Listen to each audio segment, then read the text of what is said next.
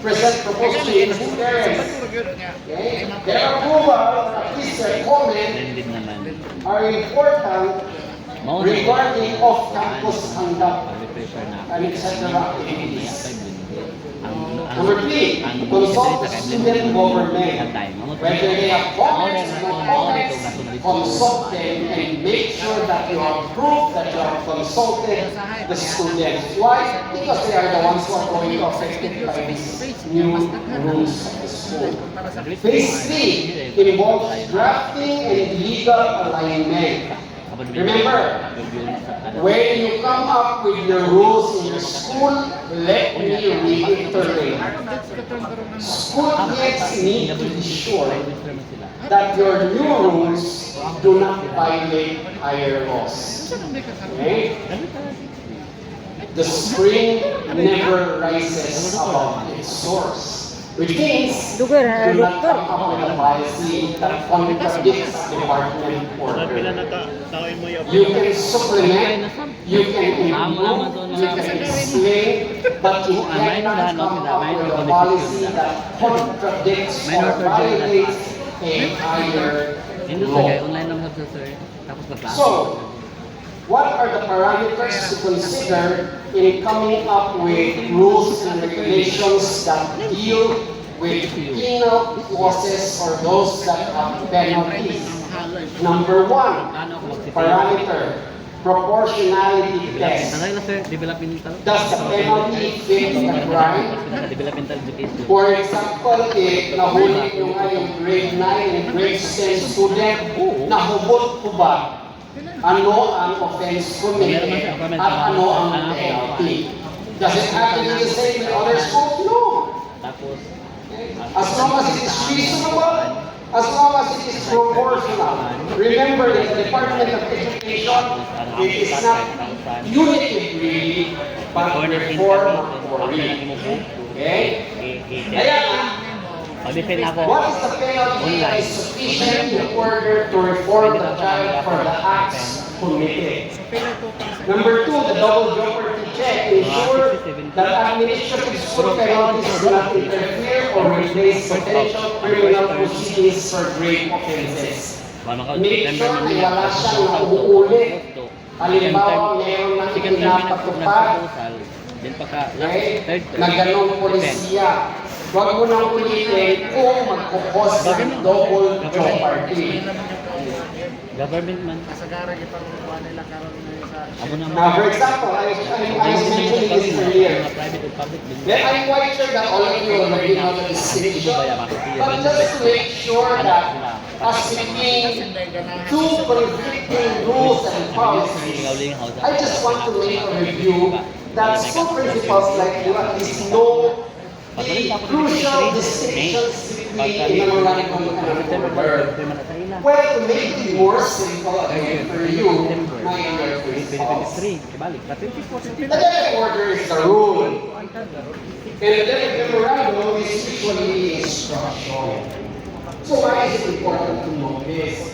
To more determine which of the two in the hierarchy of rules has greater weight. Okay? Delegate order, when it comes to its status, the delegate order is more of a policy setting, which is more or less permanent. Remember that the delegate order remains valid unless it is repealed or unless it is supplanted by a newer department order.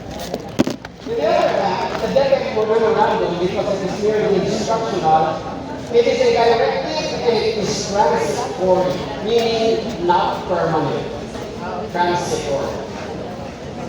As to its scope and activity, the delegate order is general and continuing, whereas the delegate memorandum is specific and temporary.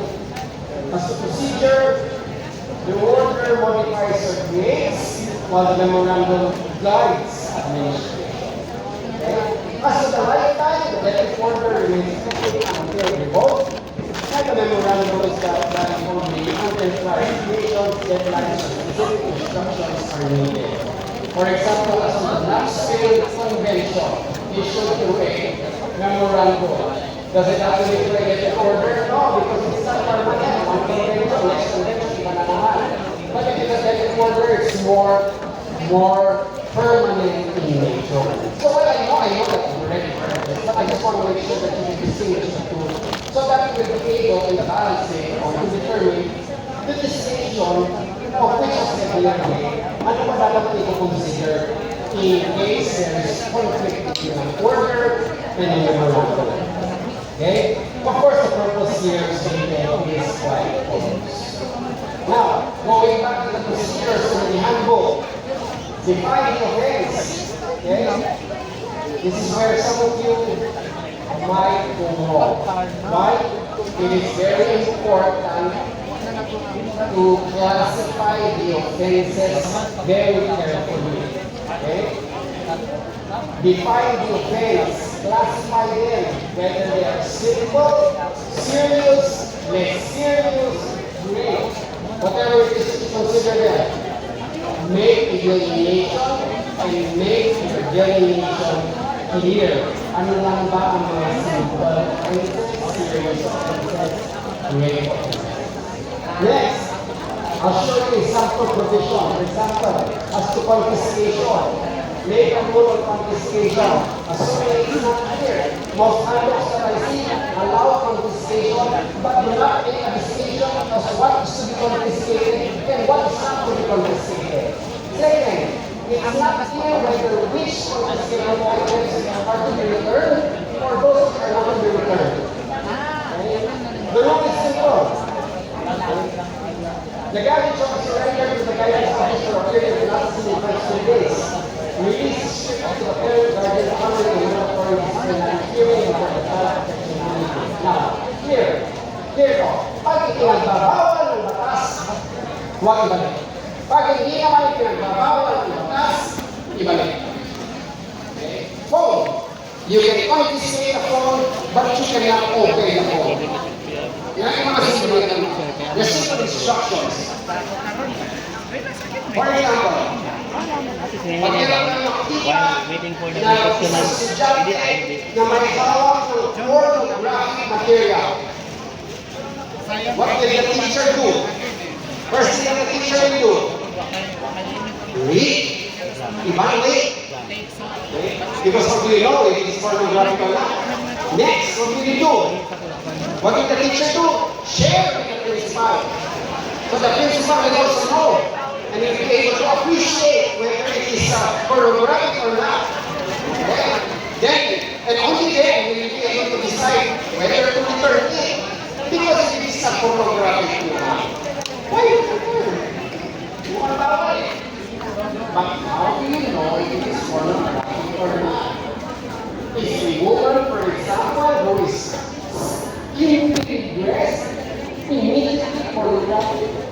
It depends. So how do you know? Well, this is how you know. If the picture taken as a whole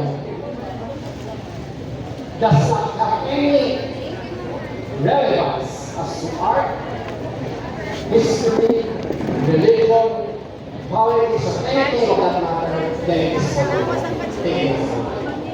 Pero kung ay bubog ko ba, kung meron naman siyang relevance as to science,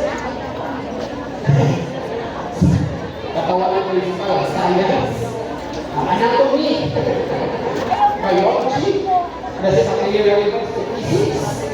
Halimbawa, may principal, naked, what is the relevance to that? Is it artistic? Dong, mag-share mo na ako ha, sadali lang. So who will be the judge? It is you who will be the judge. Okay. If it does not have any significance, it's not true. And therefore, we want this thing.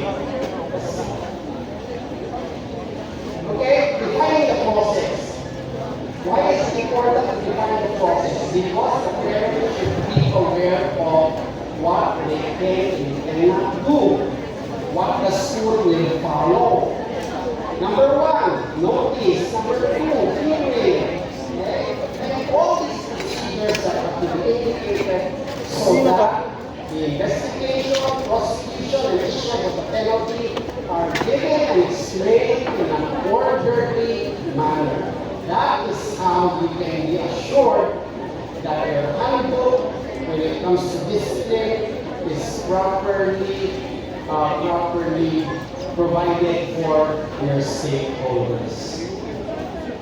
Phase 4. Okay? Do not think that you alone can approve the student handbook. Why? Because the handbook also requires a seal of approval. Hindi naman ito basta na tayo ng mismo. You endorse it to the school's division office for them to review, evaluate, particularly your lawyers, there, to give insights, feedback, or whatever to determine that everything is in order. Para wala kayong sabi. Okay, ang kasunod, in-approve naman ng division office, di ba?